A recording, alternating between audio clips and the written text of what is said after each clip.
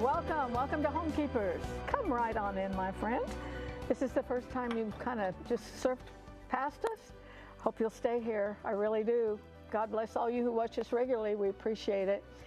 We are in a 3-day series right now on the subject of Common Core with my guest, Heidi Janshon. And if you missed the last program, we'll pick up today and talking about something that a lot of people are beginning to learn about. I know that Glenn Beck has really pushed this, that people be educated about Common Core. And he filled up 700 theaters one night with a live feed to educate us about it. So I went to watch it. And it's just important that people educate yourself. You just have to know what's going on before you can do anything to remedy it. Common Core is coming from Washington, D.C. into our public school system. And I again want to say this is not any effort at all to bash the public school system. There are some of the most wonderful people operating these schools and great teachers. I'm just going to hopefully through this program educate you about something that's happening to our schools right now as we speak. Heidi Janshon is a mom. She's a really smart mom, you'll see that. But that was the kind of guest I wanted.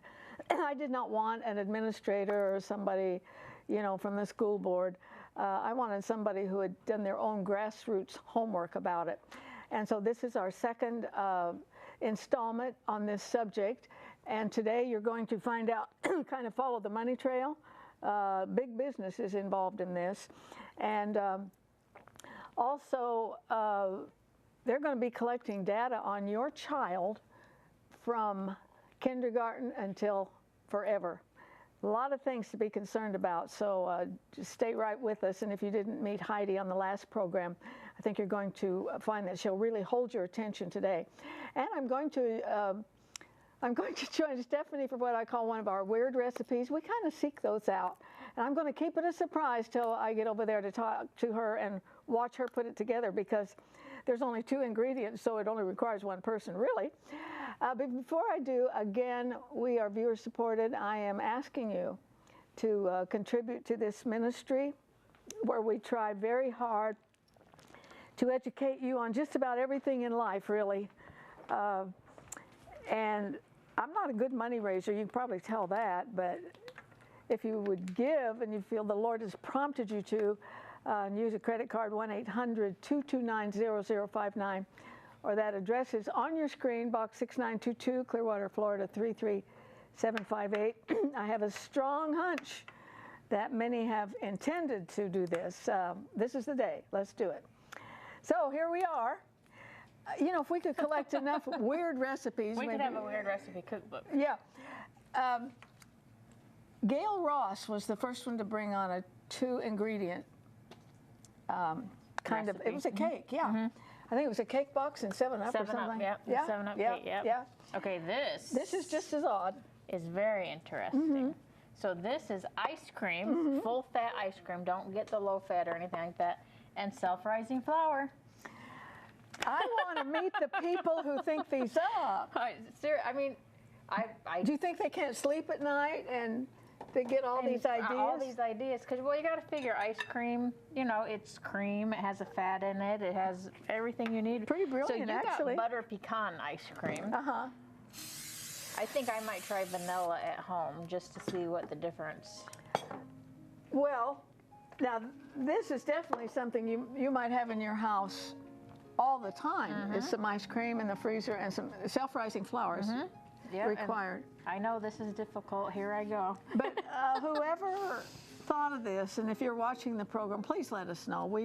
Yeah, I have a feeling this is an oldie but goodie. Uh-huh. We're doing all these shows on school today. Mm-hmm, mm-hmm. I'm very thankful for the good education I got through the public school system. Yes, I went to public school. My daughter went to private school and elementary school, but now she's in high school and she goes to a public school. Mm-hmm. She does very well. She has like a 4.7 going. Ooh. Yeah, she does very. She's a smart girl. Mm-hmm. I don't know where she gets I got a Her dad grandson. and I both can't help her with her. She brings stuff home like, Alexis, you're going to have to find somebody because neither one of us, I've never seen some of this stuff before, ever in my life. I wonder, though, if she's about ready to graduate, right? She has another year. I wonder if any of this Common Core math and stuff has even reached her yet. Yeah, This is all fairly new. Right, right. And on the last program, Heidi talked about that math problem. My hair hurt just hearing her talk about it. It's crazy. Some of the stuff Alexis brings home, I'm not kidding. I'm like, Alexis, I've never seen this before in my whole entire life. So probably about 9th grade is when she started. I thought I was pretty smart. I graduated, you know, I got decent grades. I thought I was kind of smart. She comes home with all this stuff. I'm like, Alexis, I'm so sorry, but we're going to have to hire a tutor for her to do something else. So all you do is you spray your loaf pan. You might not even have to email us or ask for this because it's self-rising flour. How many? It was 1.5 cups of self-rising flour and 2 cups of ice cream. That's all. Full-fat ice cream. Don't buy low-fat. I wonder what it'd be like with chocolate. I think it would be good. Okay. Like now, a chocolate. let me say the picture looks like it was raising a whole lot more than this. So. Go from the center where the good stuff is. It's going to be dense, I know that. Yeah, and it has a nice texture, I'll say that. Look at that. Isn't that interesting? Yeah, and you thought some butter and jelly would be good. Hey, where's my butter, sister? Yeah. I'm getting jelly. I want you to taste it. What do you think? Tell me. Oh, that's a nice texture. Yeah, it is. What if you put melted butter? What if you put butter on it? If it came out hot? Well, I've added butter and hot. Yeah, and a cup of tea. Well, it just tastes like bread. Just tastes like bread. It just tastes like bread. So that's. I think it's good. I think it's pretty interesting. The texture is much different than I thought it was going to be. It's delicious. It's so tiny. Well, that's it. That's our weird recipe for today. That's all you get for today. And if you can't remember those 2 ingredients, we'd be glad to send it to you. Yes. Email us or write to us, no charge whatsoever. We'll get it out to you. But I want you to hear the second installment of my conversations with Heidi Janshon.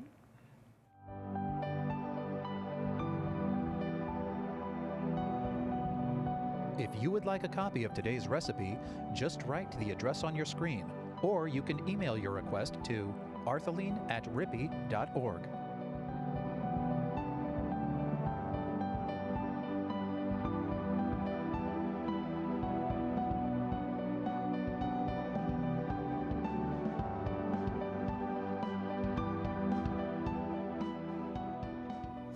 Continuing the discussion of Common Core, we had it on the last program, and my guest, Heidi Janshon.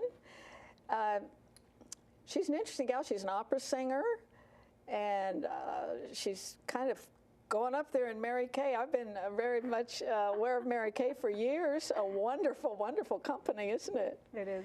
I've always think of them about, the pink Cadillac. People always do. That's the #1 question I get. Do you have your pink Cadillac yet? And I said, no, but I am driving my 5th free car. It's a Chevy Equinox. Now, is that pink? No, it's not. It's black. Okay, well. We got to turn it pink, though. You get a car that you can drive. That doesn't cost you anything. That's great. Exactly. But she's a mom who had all these light bulbs go on in her head when her 10-year-old son brought home a math assignment that might have come from the moon or Jupiter. This very, very intelligent lady here, very well educated, and she couldn't make heads or tails out of it. And I personally believe that God used that for her to dig deeper into something that is really, really detrimental to our country. So we're going to just keep going on this subject. And I have a colleague here whose wife is a teacher, and I remember months ago, I asked, how are things going? What is she teaching on? And he said it's very frustrating to teach just to a test. Yeah. I didn't get that until I started studying this stuff. Yeah. I get it. I absolutely understand it. And this is a situation in Pinellas County, and you're in Pasco. You're in Pasco, but Pinellas, we're next door. Right, we're right next door. Tell us what happened to a meeting with parents in Pinellas County, where I live. There was actually a meeting of the superintendent. I believe it was Pinellas. It could have been Hillsborough, but I believe it was Pinellas. And the superintendent put up a slide showing the parents an example of a math question, which is a word problem, that they would be presenting to first graders. And it was pre-Common Core and then post-Common Core. And the post-Common Core, like the implementation of Common Core, the question then that they were going to ask first graders was so difficult for the parents even to comprehend that a first grader could, that it was not, I don't believe she got the response that she'd expected. They were not elated, they were not happy. It opened a lot of eyes. And as I was telling you earlier, there are droves of parents who are going to be first-time schoolers. They're going to have kindergartners this year, and they have no idea what they're walking into. Playtime has been reduced for kindergartners. They're going to be testing them as well, assessments. I can tell you that for us in Pasco, until I started raising questions, our superintendent of schools said, okay, well, there's so many questions, we're going to offer 14 Common Core community meetings where parents can come and we can educate them on Common Core, but they educated us on what they wanted us to know, not the facts. And John 8:32 says, know the truth and the truth shall set you free. And what they were telling us was not the truth. It was what they wanted the parents to believe so that everybody in the community would just embrace it. But the fact is that you could not deny that the children were being affected negatively. At that same meeting, because we were not really permitted to ask very many questions, the very first meeting, and in the newspaper, in the Tribune, they said, well, Pasco County is having these 14 meetings prompted by a parent passing misinformation. And I was like, would that be you? That was me, parent at Trinity Oaks Elementary School. I was like, that would be me. I fired off an email to them and I said, shame on you for throwing a parent under the bus for asking questions that you did not answer. And now I am very educated on Common Core because I spent the last 3 months researching it. And so the testing, this year we still had the FCAT. Why they tested our children on the FCAT, I have no idea. Is the Florida Comprehensive Assessment Test that was not Common Core aligned. So this entire school year they taught Common Core, but then they had to stop everything to teach to the test. So it was not a valid test to really be comprehensive over the entire year because that's not what the kids learned. And also, when it comes to the test, that's the fun. If it wasn't taught, it's not going to be a test. I saw in some of the literature that I read that say they give 1 hour on history, but 5 hours on the EPA. That's your Environment Protection Agency. That's what they're going to learn. That's what they're going to be tested on. Probably history won't be in the test anywhere. So you see there's a lot of politics in it. Or is that the understatement of the year? Oh, it is the understatement of the year. It's tremendously overstated. Here's what I say, and I may be a little bold in saying this. Common Core state standards and the assessments, the end of the year assessments, have absolutely nothing to do with the children. Wow. Their interests, that's powerful. Their interests are not at heart. That's a fact. You just look at it so overall. it is political. It's an indoctrination. It's whatever you want to call it. They might call me some kind of conspiracy theorist. But when you look at it, they're harming the younger kids. I've asked for this statistic. I haven't gotten it yet. I feel that Amelia Larson, our assistant superintendent, will follow through and she'll go ahead and give me that. I said, what is the percentage of the high school seniors from this last school year in Pasco County that received a certificate of completion as opposed to a high school diploma because they failed the FCAT? But you can be an A and B student. I have a girlfriend who has a son who was supposed to graduate this last year, really wanted to go to the police academy, had all designs, set everything in motion, and missed passing the FCAT by 2 points. He got a certificate of completion. What's the definition of insanity? It's doing the same thing over and over again and expecting different results. And guess what? He has to take the FCAT, which is a test that's no longer existent, over and over again for this next year until he passes it so he can get his high school diploma, even though he was an A and B student his entire high school career. Was put in remedial reading, did wonderfully in it. I've got a situation real close to me that's very, very similar. Very similar. It's absolutely frightening. And everything is around the test. Now, here's, I think on the last program, it said follow the money. Some of these tests, if you take them online, I wrote it down somewhere, but you probably know it by heart. Online, it can be $19 or $24 to take the test online. If it's a pencil and paper, it's $33 to take the test.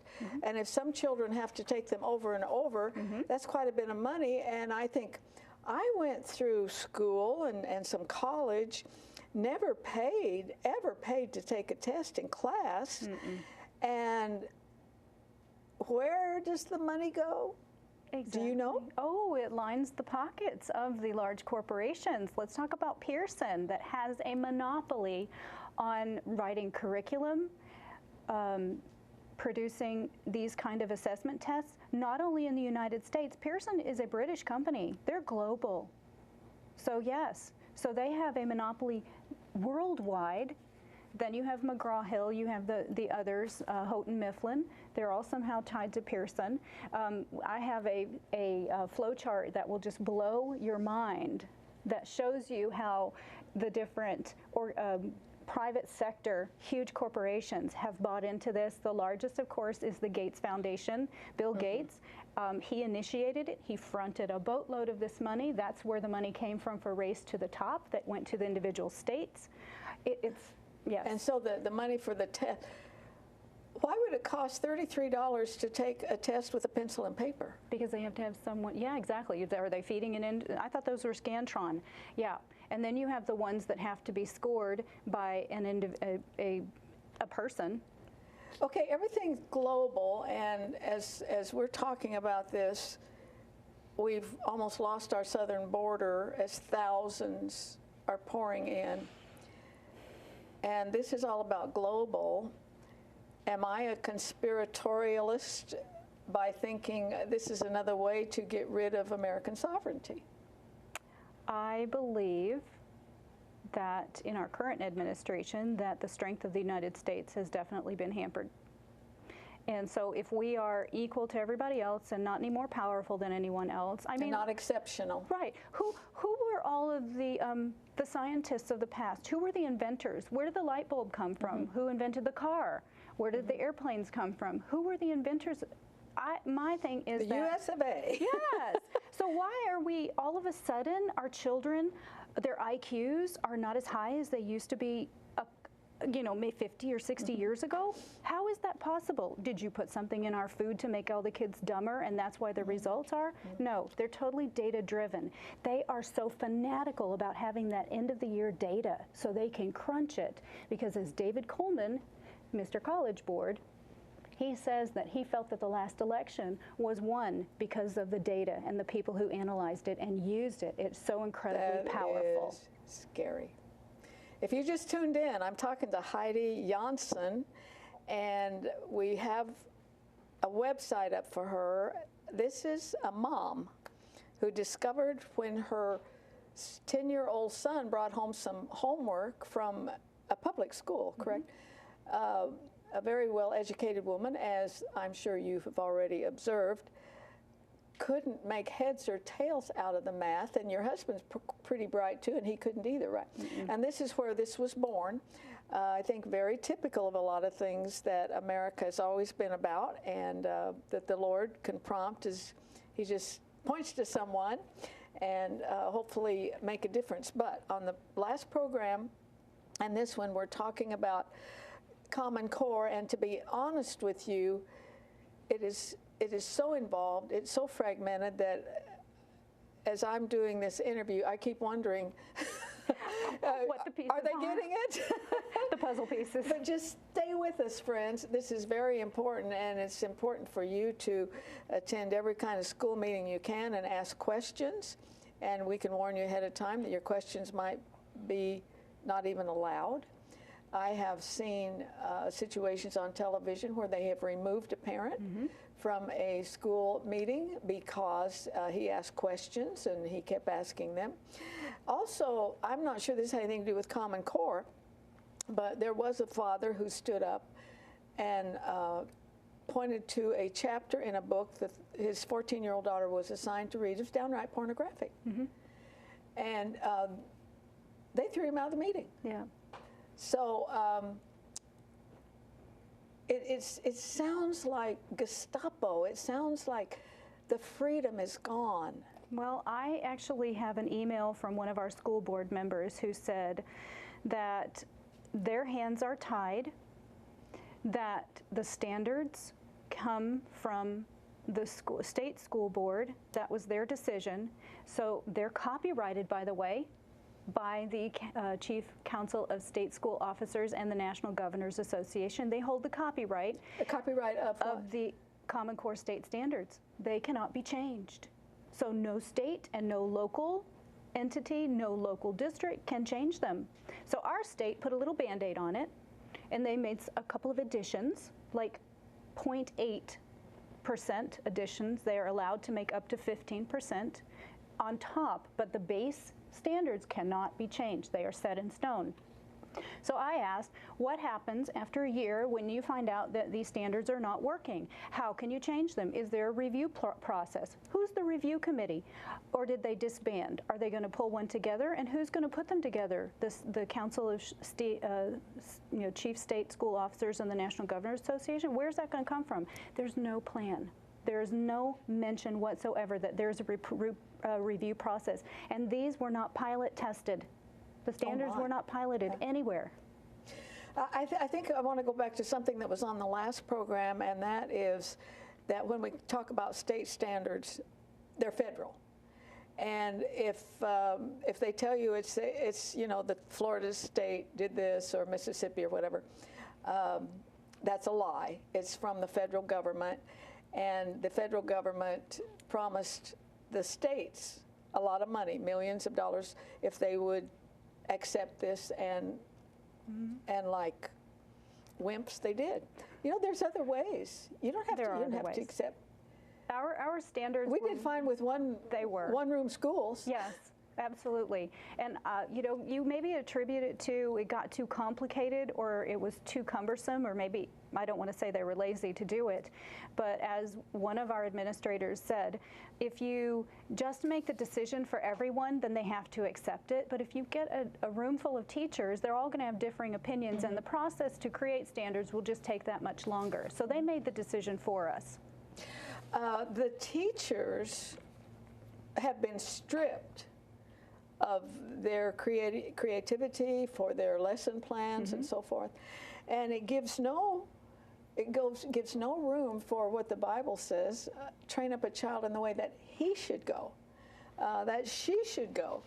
That there are people who've gone through school, probably flunked every test, and they are hugely successful by anybody's standards. That's absolutely right. Daniel Webster described education. He said the responsibility for education was individual and family, so his textbooks were self-teaching. Educate is to bring up as a child, to instruct, to inform, and enlighten the understanding, to instill into the mind principles of arts, science, morals, religion, and behavior. To educate children well is one of the most important duties of parents and guardians.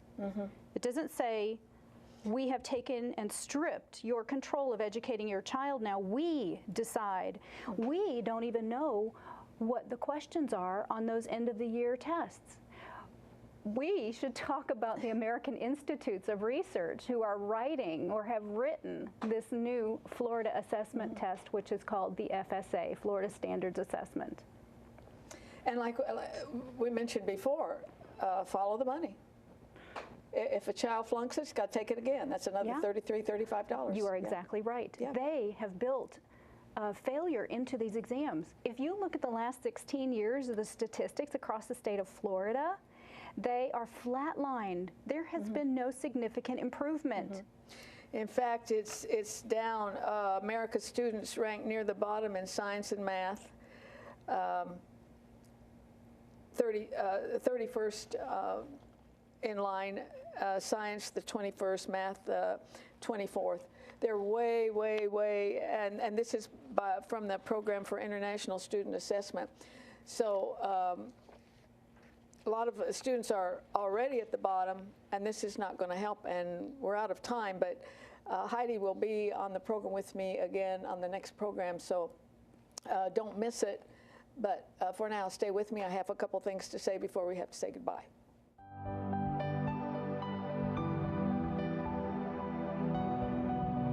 Arthelene would like you to keep the following information handy.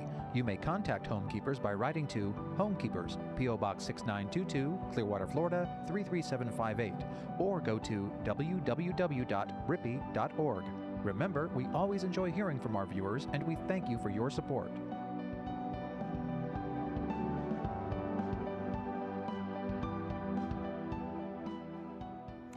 Oh, friends, you know, I obviously was there when these programs were made, and I am watching them again, and I'm just absolutely fascinated with the information that's coming from Heidi Janshon.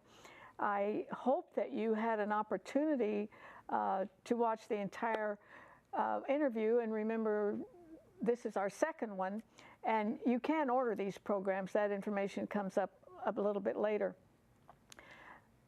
I hope that you see the value when we bring you this kind of a program, that Homekeepers remains on the air. Let me remind you again, we are viewer supported, and there's no gift too small or too large. We appreciate every single penny. But I just want to take this moment to encourage you to give to the ministry, one that tries to just wrap information about everything, wrap it up and send it to you, whether it's on finances or health, and then now we're talking about education. We're talking about your children. We maybe are telling you something you've never even heard of before, but I am encouraged that we can bring you this information, and you can take it and you can begin to spread the word and find out more and more about what's going on in your own school, and you monitor it, and you never miss a school meeting or a teacher's meeting. Stay involved, because as we've said so many times, the most precious thing involved there is your child. And we are out of time, but don't miss the next program, and remember, there's no higher calling than that of a homekeeper. God bless you. If you should miss a Homekeepers program, you can catch up by going to www.ctnonline.com. Click on CTN Programs and then on Homekeepers.